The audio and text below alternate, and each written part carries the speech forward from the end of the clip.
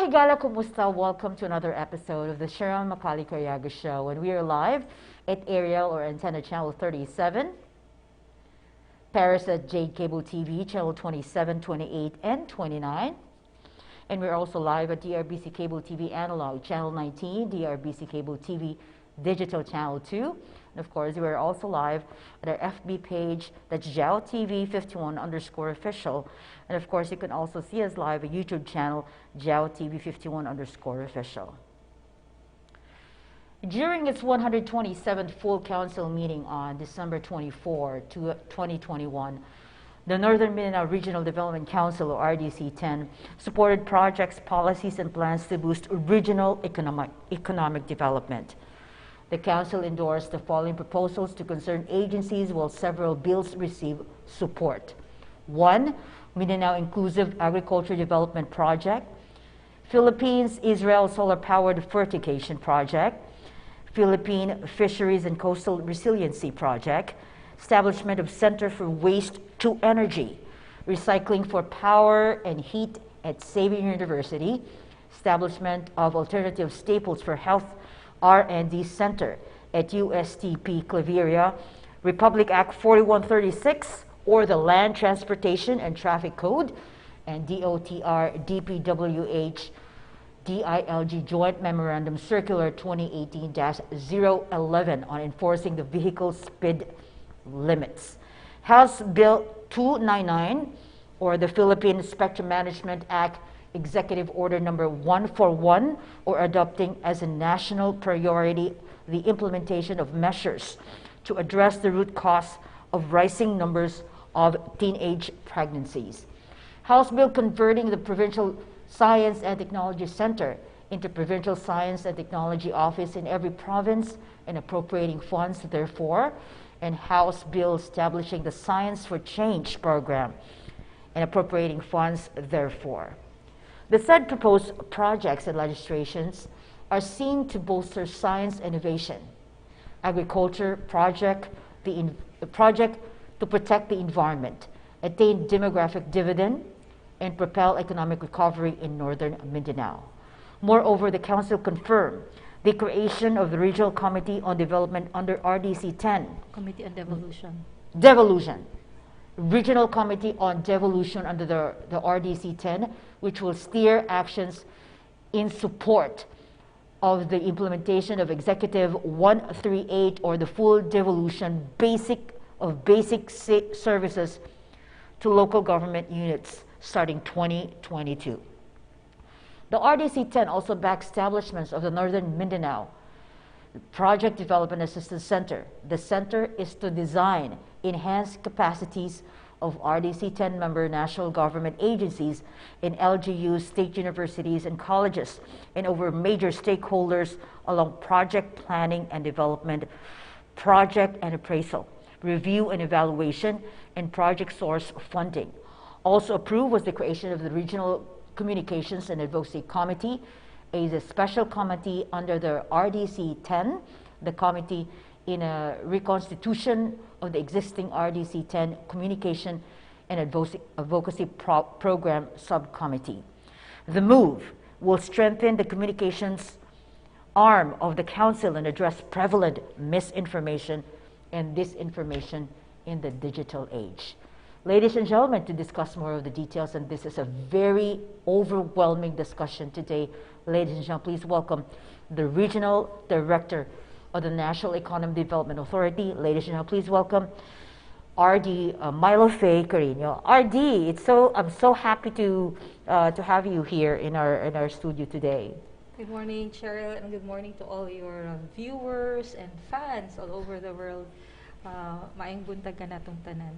RD Faye, this is such an exciting discussion because we're looking at bolstering our economy in the near, as of this time, even though that we're experiencing a lot of crisis, and the economy has been hit with COVID-19, and the economy was really struggling. But with that, the resiliency that we have in region, we're still remain standing as of this time, strong and able to cope up with all of the deficiencies, and of course, our economy has been suffering, but we are trying to look at the future now, and with RDC 10's help, as the committee itself and the council itself, looking at to improve the economy of Region 10. So tell us more about the projects that you have, these proposed projects that can actually help us, in moving forward to the future. Okay, first and foremost, Chai, for our first-time listeners, no, basi na IP pila sa ila who have not really heard about the Regional Development Council. So the Regional Development Council is the highest policy-making body in the region, and it steers the socio-economic development of a particular region. And the RDC is present in all the regions in the country except for BARM and NCR, because for NCR, they have the Metro Manila Development Council. That's the counterpart of the RDC. And then ang BARM, they also have another counterpart for the RDC, of which it has another nomenclature. Now, at the national level, the equivalent really of the Regional Development Council is the NEDA board. Okay. And the NEDA board is headed by no less than the President of the Philippines himself. Now, the RDC is composed of local government unit chief executives, of governors and city mayors, and mayors of town capitals, and also the presidents of the leagues of municipalities. It's also composed of regional line agencies. There's a specific list mandated by EO 325, and 1/4 of the membership of the RDC is really private sector representations. And now, when was this created, this RDC? We're celebrating our 50th year. The RDCs will celebrate their 50th year next year. Okay. So it's been there for a long time, and the secretariat is the NEDA. And so the RDC, it meets every quarter, but prior to a meeting of the RDC, the sectoral committees of the RDCs and other affiliate committees, they met and they discuss and vet on behalf of the RDC the agenda items that would be elevated to the RDC. So walay pwede isulod sa RDC nga wala ni agi, no, sa mga sectoral committee. So during our meeting, 127th meeting last September 24, we actually also celebrated the RDC week. We honored ang mga outstanding nato nga mga members, and outstanding mga leaders. It's the first time that we gave the RDC award. Wow. Excellence is spelled with an X, kay RDC 10 man ta. Yes, right. So RDC Excellence or the Amihanan Awards, and we had different categories. But also during that meeting, we actually endorsed several programs and projects which we think will have a catalytic effect sa atong ekonomiya. You know, COVID has really actually shifted our paradigm. Correct. Sa una, response precedes youth rehabilitation and recovery. But with COVID nowadays, well, ga-responta, no? Ga-responta sa mga daily nga mga concerns because of COVID.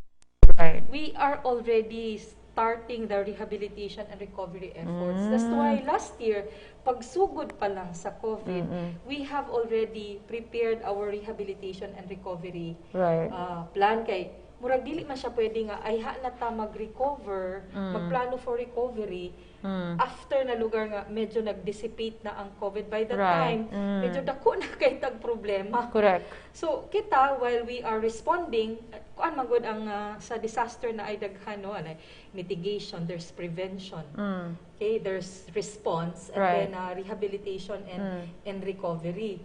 So kaning rehabilitation and recovery happens only sa aftermath na gyud na siya sa kanang sa disaster, pero karon ongoing man gud ang COVID. And then aside from that, so murang ga-respond ta, and at the same time we are already putting in place programs and projects na nag-start sa rehabilitation. That's why last year, Cheryl, actually what we did was already estimate kung unsa mahimong adverse impact sa COVID. Nga naman atong gi-estimate niya.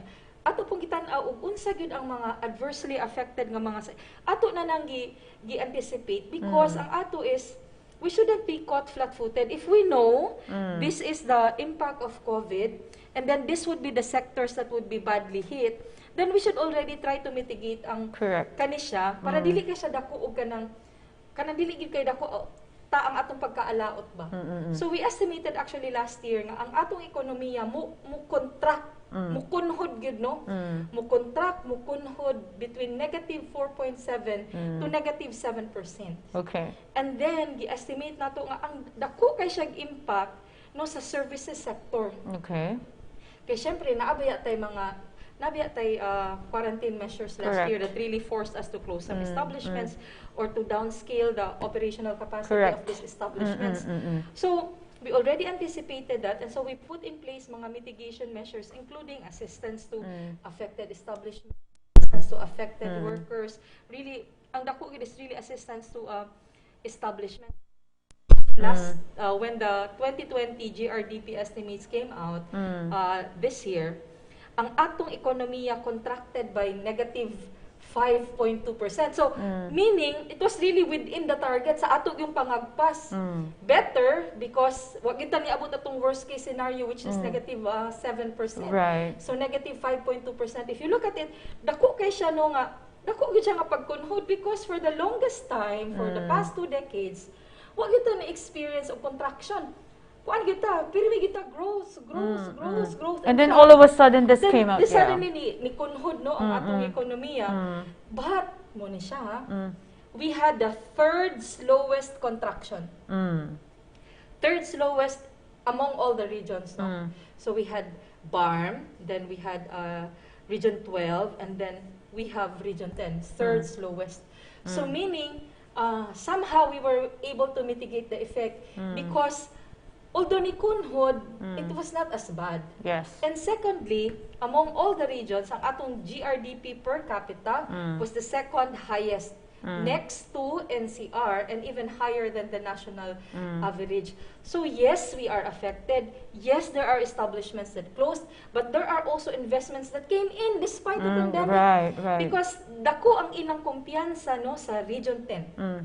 So, muna siya isa ka good news. We're looking at this like, as they say, that in crisis comes opportunities, and people see that way also, because there are businesses that can actually cater, like the Grab, like the Panda, delivery services and all that. The digital age is here already, and it's helping the economy likewise. So, we know that this is a big job for NEDA, and we didn't see this coming, and this effect that has devaluated and has actually just hit it badly on the economy. But we were also prepared, because aside from being prepared that knowing that the effect would cost us this, a downfall of the economy, we're also looking at learning from the experience of what happened. And when the COVID hit 2019, 2020, and then we saw that it has a great effect on it. So we were trying to understand how are we going to stand and get back in its own feet. And it's a good thing that NAD is always there, understanding these methods and trying to plan out some strategies, and of course a plan wherein we can counter back the problem. So that's a good commendation to NEDA, and as a whole, because we know that NEDA is also one of the members for the AITF, and what's going on and what needs to be addressed. And we're just very grateful, I think, that the mayor is very responsive and strategically of what he was doing, that the economy should not stop, because if it does, it will kill the city's economy, and aside from that, the livelihood, and the people will suffer if we will stop the economy at once. So with this effect from the last few months, it was very badly hit. But how did we survive in all this? That we are still getting on to a regular economy that's running. And although that there are some establishments that are affected, but still we're standing tall, compared to other regions. And how did Region 10 combat this crisis as we go along? This ang COVID ang good unprecedented, no? So wala gyud nga template na pwede nato balikan. Correct. Nga mo'y atong sundon. So, actually, it's a credit no, to everyone. I would call this na we're able to survive because of our whole of society approach sa pag-combat aning COVID. No? So, sa tinuod lang, Chair, I mean, there were a lot of recalibration no, sa mga strategies because everything is so fluid. The situation is so fluid. It changes, no? From time to time. From time to time, all the time. And so we had to recalibrate. So mauna nga ang mga task forces or ang mga committees that have been mandated to really address no, the various consequences of COVID, we have to meet regularly because of the fluidity of the situation. Correct. And that's why it needs agility on our part, it needs flexibility on our part, it needs open-mindedness. But what is important is that we have to know the data. Yes. Unsa ang sitwasyon. Like, okay, of course, aside from the health indicators nga pila ang infected, unsa capacity, you know, as far as socio-economic recovery is concerned, we're looking at how many establishments have closed. And for those that have closed, how many have closed permanently, temporarily? How many workers have been displaced? Okay, secondly, how many of the establishments actually institutionalized mga alternative working arrangements, no? Just to preserve the jobs? How many have retrenched workers? Tapos, have pila kabuk ang mga displaced nga workers, asa ni sila, unsa ni sila nga sector, unsa ang reason nga nganong wala sila nakasugakod, para ang atong intervention really is, you know, customized sa unsay ilang mga panginahanglanon. That's why there were different windows that were opened, no? Financial windows that provided safety nets and assistance to these established workers, to these affected establishments and workers, no? So halos gali ka ng zero interest rates na ni nga mga assistance. And then of course, para sila mo gaya mo mga establishments karon magud we cannot operate at full capacity. Correct. Because we have minimum public health standards to Standards to maintain. follow, yes. So that means it's really very important for us to reconfigure, no? Reconfigure our workspaces so that we can maintain the minimum public health standards. So that's why nangutana pud ta sa mga establishments, pila sa inyo ang nanginahanglan og assistance for reconfiguration. So, mo po to ang gihatag sa ila, assistance for reconfiguration, assistance for transition towards another business. Yes. No, ang ako lang po ani Chay is that while naay mga nagsara nga mga establishments, naagid po mga nag-invest. And there were also open, no, mga opportunities, yes. So naay mga nag-invest, no, naay mga nag-invest, naay niabot, naay in services sector, in agriculture sector, in the industry. So, sustain gihapon ang pag-abot sa investments, although ang ilang level not as big as the level of the investments that we were able to entice pre-pandemic, but still, the investments are coming. We monitored ang DTI. We monitored ang Securities and Exchange Commission. Monitored the Board of Investments. We monitored even kanang cooperatives nato na naamang gyud mga bag-o ng abri, naamang gyud bag-o nga nasulod. So somehow mooning siyang ni compensate atong mga nawala nga trabaho. Losses, okay. Last year 2020 na every quarter na amantay labor force participation, labor force survey. So last ato yung unemployment, my God, it was 11.1%. And that was pero 11.1% taas na kaya na siya as far as we are concerned. But that was actually the lowest among all the regions. Wow. But you know, we give credit, we give props to the establishments who who showed agility. Yes. We give props to the government agencies and other private sector entities that really provided lifelines at mga establishments nga naghingalo. Right now, ang atong employment level or unemployment level is somehow pre-pandemic level. Nakabangon gyud ta. Right. Nakabangon ta, no? So it's a credit to the resilience of the people of Northern Mindanao, but it is also because of the structure and the diversity of our economic activities. Correct. For example, ang atong mga economic activities can be somehow called COVID resilient. For example, energy. Region 10 supplies 53% of the energy requirements of Mindanao. Right. So nagpadayon man ning sa It didn't stop. It didn't stop. Yeah. Agriculture. Yes. We are top producers of several commodities and nagpadayon nagproduce resilient yun And we're still the food basket. Yes. and then we remain to be a transshipment hub, a logistics center. So nagpadayon ni siya. Yes. Ang atong mga industries nagpadayon. And ang atong mga food manufacturing companies nagpadayon. So katong mga establishmento nga somehow are not affected by COVID nagpadayon. Hilang gyud ta naigo sa hotels, mga the entertainment business, the tourism, yes. Affected ang atong trade because somehow nagsira man gyud or kung wala man nagsira ni slow down ang operations, entertainment related. So kana medyo diha igo kita ana. But for the other, mo magud kay diversified magud ang atong ekonomiya. The other sectors compensated for the performance of the other sectors that were badly affected. So somehow we're like balancing everything. Now, RD, we are at this point now that the quarantine level is down to GCQ, and that MSCQ at that time, we were expecting that it will continue, but then why did the AITF recommended the general community quarantine for Region 10? For the information of our viewers and listeners, actually there are parameters nga gatan-awon gyud sa IATF. Di lang siya nga base ng feeling og hugot. Naagay parameters nga ilang gilantaw so basic yun, health. So of course they look at the number of infections, the average daily attack rate. They also look at the health, the utilization of our health systems. They look at that.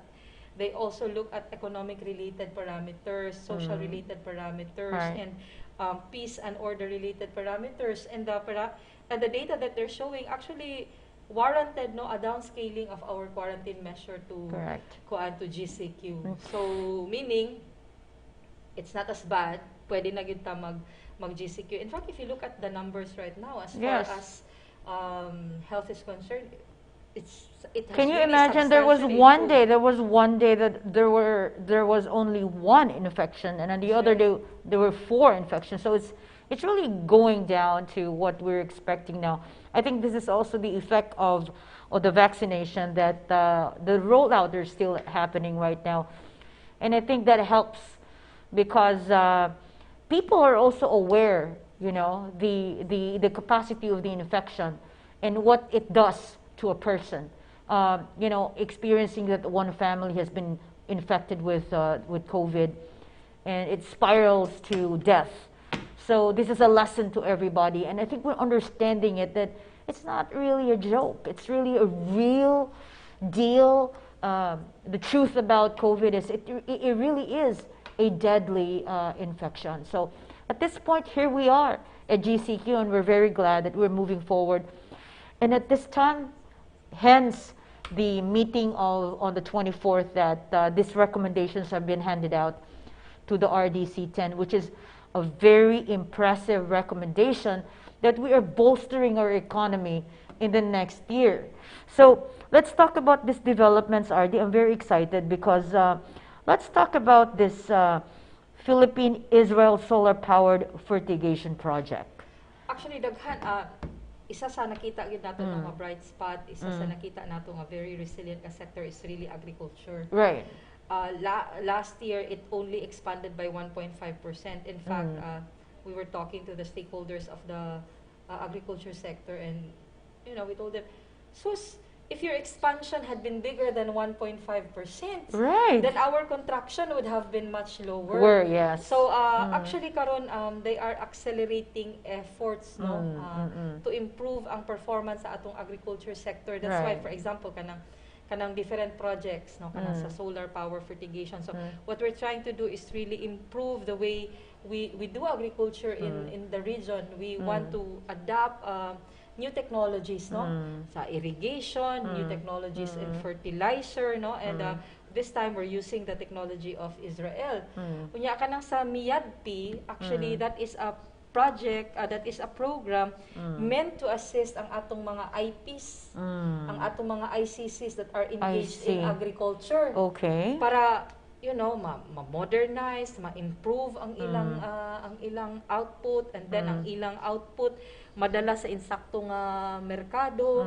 And then of course we have also pushed for this project with the BIFAR, no, on fisheries, no. Right. Okay, we also have to help ang atong fishery sector, because as I've said, bright spot ang agriculture, fisheries, and forestry during this pandemic. Right. No, so we want to improve their performance. That's why we have we have endorsed these programs, and gipadala na nato ang atong endorsement sa NEDA board, because it's the NEDA board that will have the final say on the approval of these projects.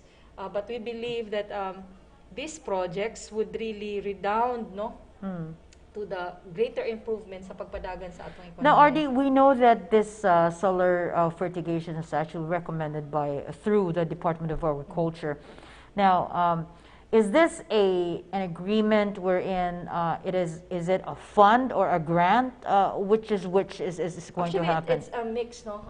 Na part ana nga grant, na part ana nga loan. Oh, I see. Okay. Okay, so it's going to be funded by Official Development Assistance. Okay. So that's why muagi gyud na siya og kanang NEDA board, no. So kana siya Cheryl, no, kaning mga proyekto nga atong mga gi-endorso, dili pud na siya basta-basta i-endorso, kay buhatan pa na siya FS, buhatan pag economic analysis, right. The feasibility studies, and all those to determine the viability, the feasibility of the program and project, and really based on our evaluation and assessment, it is really highly, no, feasible and viable as a project. And then katong mga gipangagpas nga mahimong effects or result or impact based po sa among assessment, it's something that would really happen if this program is implemented as it was designed. Okay, so that would mean that it's going to be a long term for this to you know, in terms of our payments and in terms of discussing the matters of financial capability of the Philippines to really pay off. I think it's also viable, I think, in understanding that we can afford it. Oh yes. And which is one of the best things, that having these projects that we're looking at the long-term plan of it. Yes, I would just like to impress upon everyone that the Regional Development Council is really very deliberate. Okay. No, in its decision making and its action. That's why even before it can reach the level of the RDC, the vetting process is already rather robust. Okay. The Secretariat prepares its assessment, but at the same time, the sectoral committees or affiliate committees discuss these concerns before it is elevated to the RDC. Okay. So pag, kung na-elevate na yun na siya sa RDC, it's something that is really feasible and viable. But of course, no, nanana sa RDC if they will endorse it or not, approve it or not. But the legwork has been done. Okay, that's good. Now let's discuss about this the Center for Waste to Energy, because recycling is very important now. And in fact, in other countries all over the world, there has been an advanced technology on the recycling from waste to energy. Now we know that we're working on it. So where are we at this time? You know, with this recommendation.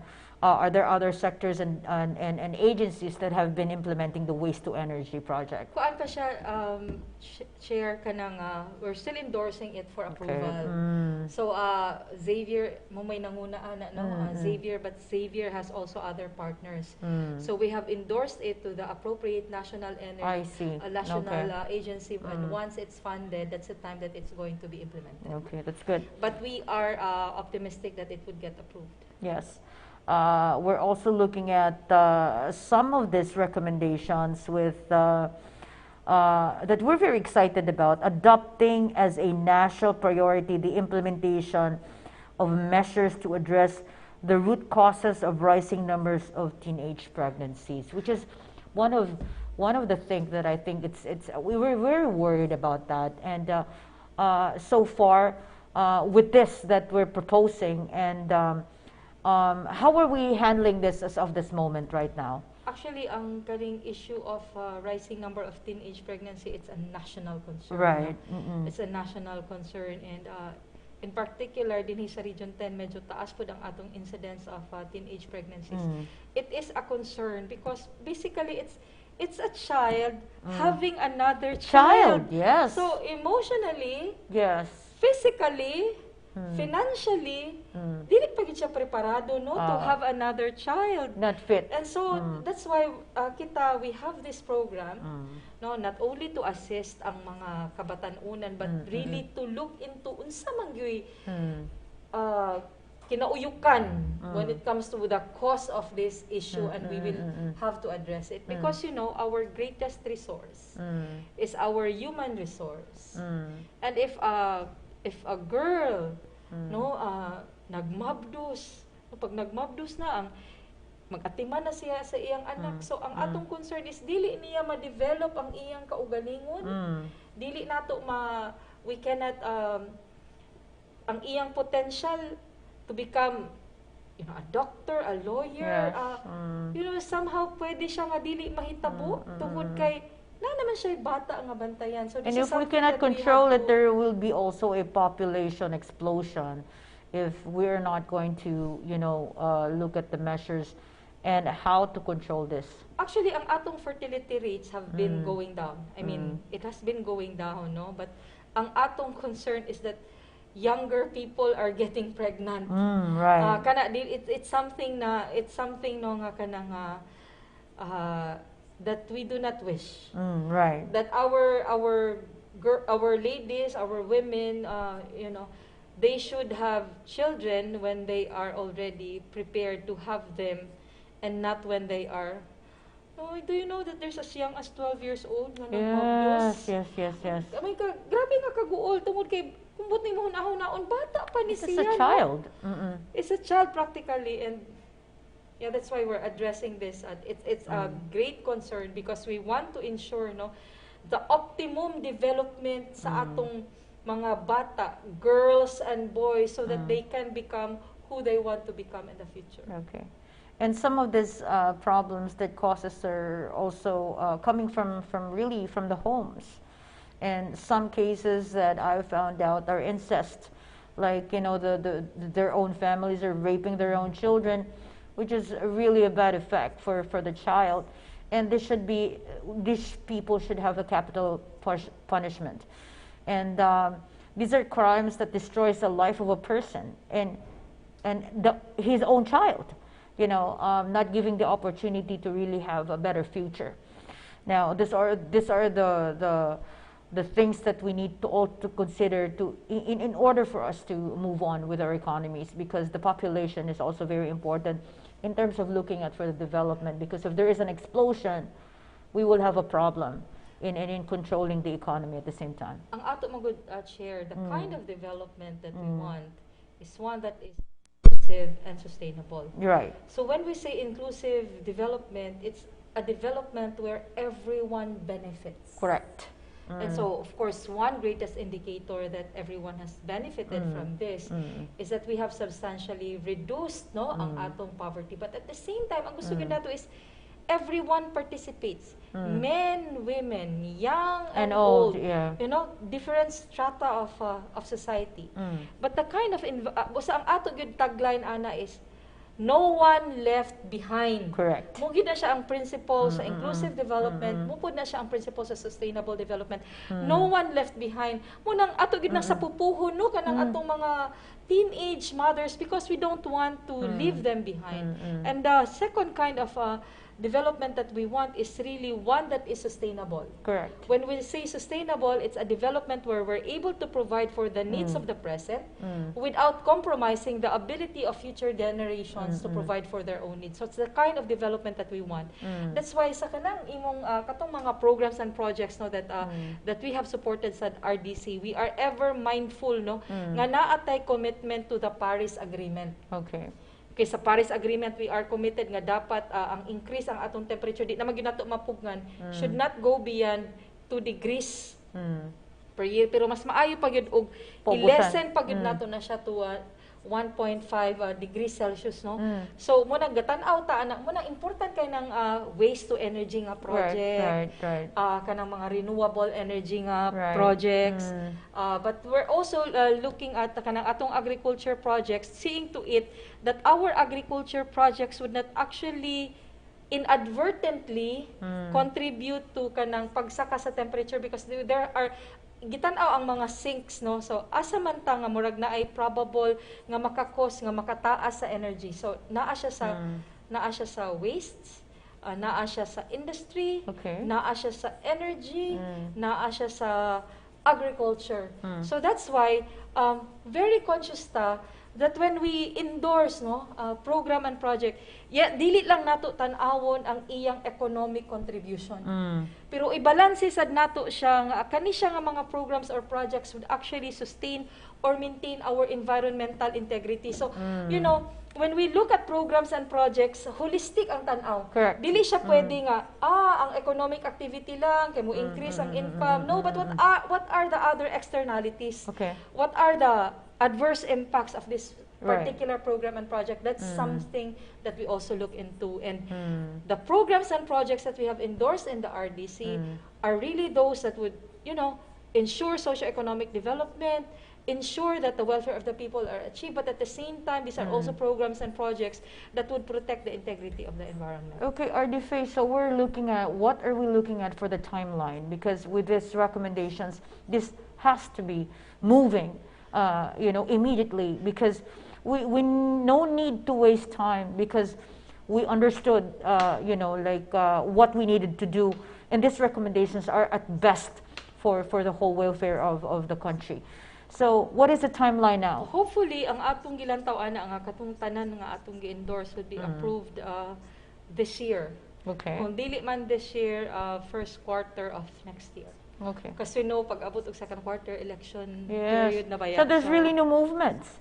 And naman gyapon yung mga allowed activities. So ato na pud nang gi-program. Yes. Kanang sa ato mga buhaton. Pero we already know that I know that you know what you're doing, RD, because you know we are anticipating every event of our country, no? Especially the election is very big. Now, we know by March there will be no more procurement, there will be no more movement, there will be no more hiring. So we're also looking at that. So at least by the time that we hopefully will be approved within before the first quarter, so that we could be starting to move on its plan and the system that we're going to implement, because this would help greatly the economy of our country. Yes, Chai. So we're of course for the factors that we can control, we control, but of course kana approval that's really beyond us, no? Yes, so yes. we have done our part. Ang ato na lang is mga liupo ta, mga muyo ta nga ma-approve na ni either before the end of the year or mga first quarter of next year. Right. Pero katong amo lang concern ang legislations, no, because for now ang Senate o ang House busy man gud sa budget deliberations. Yes. So kung katong atong mga legislative proposals are not approved before the Congress mag-declare of recess, then we will file it in the next Congress. And that's going to take a little while. Well, that's how the process is as far as lawmaking is concerned. So, ang kinahanglan na gyud is persistence. Yes. And yeah, that's true. Because if we're not persistent with our plans and programs, you know, and it needs to be addressed right away. And that is one of the best things that the administration at the present should listen to what the recommendations are, especially with the RDC. It's a very big component, and it plays a big role in running the economy and what's best for the economy of the country. Pero ako lang good po siya emphasize good share, no, that kaning atong COVID response and COVID rehabilitation and recovery, COVID mitigation prevention, it's really a whole of society approach. Grabe good, no?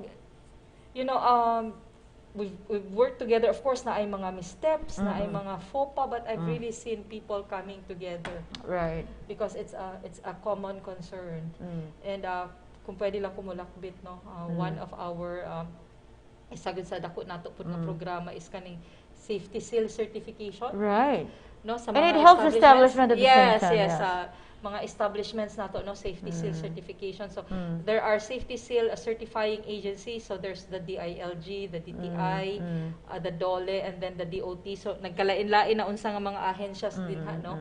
So ang ato is among giawhag no ang mga establishments nato, dili lang ang atong mga business establishments, dili lang ang atong mga tourism related establishments, but also our government agencies no, have your agency establishment safety seal certified, so that ang atong mga katawhan would gain confidence in dealing with that agency, knowing that it is compliant to the minimum public health standards. Correct. Now there are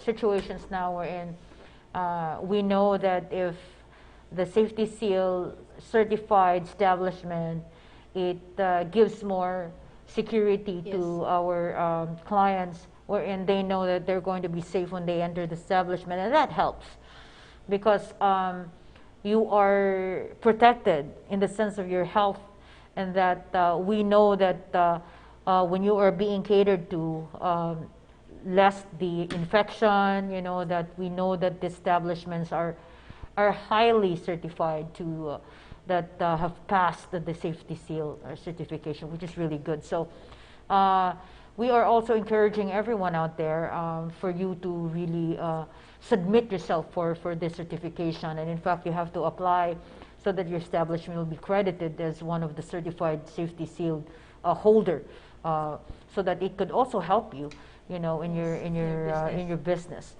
So RD I know that we have very limited time, because by 9:45 I know that you have to leave because there is an important matter you have to attend to. So let's discuss furthermore about what are we trying to expect if these things are a recommendation from the RDC 10 will happen. What are we expecting in 2022? What are we expecting in 2022? We're expecting a better year than 2021. And hopefully no more infection.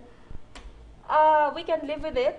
Ako is that we're able to adapt to it, because and reaching the herd immunity, of course. Yes, nakaabot sa atong herd immunity, but at the same time we've learned to live with it. We've adapted to it, and when we say we've learned to live with it or adapted to it, the new normal. The new normal. Mo na gid magpabili ng atong mga the face mask protocols, no? Face mask will be retained, and then follow kita washing the hands. Washing of hands, and then ang social distancing, Okay, so and we follow the 3 C's, no? So kana dili ta pwede anang mga mag-close contact, dili ta pwede anang mga close nga kuan or tapok-tapok, no? So ang ato is ma-develop ang atong adaptive skills, no, and learn to live with the disease, and just treat it as like the regular nga illness nga moabot karong tuig like flu. And siguro ang ato pong pangagpas ana is that ang atong pangagpas sa 2022 is that magka-herd immunity na ta. Second, maka-develop ta og mga adaptive skills, no? Kita ng mga Pilipino. We will learn to adapt to the disease, and then we are able to institutionalize some measures that would really ensure ang pag-follow nato sa minimum public health standards. So that means maka-reconfigure na ta sa atong mga offices, sa atong mga eskwelahan. Di na gyud ta makabalik anang one classroom 40 or 50 ka mga bata, no? Right. So that's one. Mo adapt ang atong mga different sectors like education. So that's something na actually we're discussing now, revising ang mga planning standards. So maybe di na gid na pwede ng 1:40 or 1:50. Right. So maybe we're looking at 1:20, 1:25. 25, And then on top of the books nga ipanghatag nato sa mga bata, maybe we should already consider also giving them gadgets. Okay. Gadgets, no? Kay ang atong tan-aw ani is that the blended delivery of education is here to stay. Nga siguro every other week ang mga bata on site, every other week some kids would be online. So that's how muna mo mga pangagpas. Kay ang ato is maybe this COVID is just the first of many other pandemics that would come. And at least we're very prepared for that, because there's already recommendation, in fact, ongoing now for the vaccination between under 15, 17 down. 12 to 17. So that's one thing. And I heard also my daughter just announced that there might be a possibility of a face-to-face learning in the colleges at hand, because given that the students are vaccinated. So that's one thing that we're looking at, that the economy is slowly rising back to its own feet.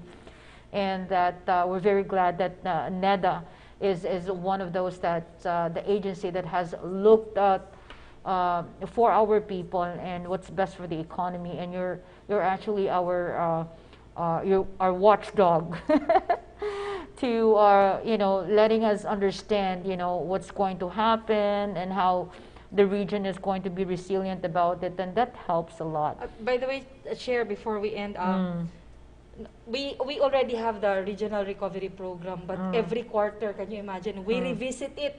Wow. We revisit because, as I've said, we need to recalibrate, we need to adjust because, as I've said, the situation is really very fluid. And so right now, we are recalibrating once again our action plan for the fourth quarter. Right. So, ing-ana siya, ing-ana ang atong sitwasyon karon. And then we have to be keen about it, understanding it, and then what are the strategies that were taken, but it wasn't effective, but what are the strategies that was done that was also effective. Yes, so I think true. we should try to look at which way is best combating this crisis right now that we experience. So RD thank you very much for your time, and I hope that we would see you soon. And I know that I won't keep you because I know you really have to run. But ladies and gentlemen, all our televiewers from the 80 barangays of Cagayan de Oro City, 24 municipalities of Misamis Oriental and 2 component cities, thank you very much for all of you for watching. And of course, I would really encourage everyone to always not ask of what the government can do for you, but always ask what you can do for the government. Let's help fight corruption in this time. So ladies and gentlemen, thank you very much for watching. Until next Saturday again between 9 to 10 in the morning for the Cheryl Macaulay Goriago Show. Have a wonderful morning ahead of you.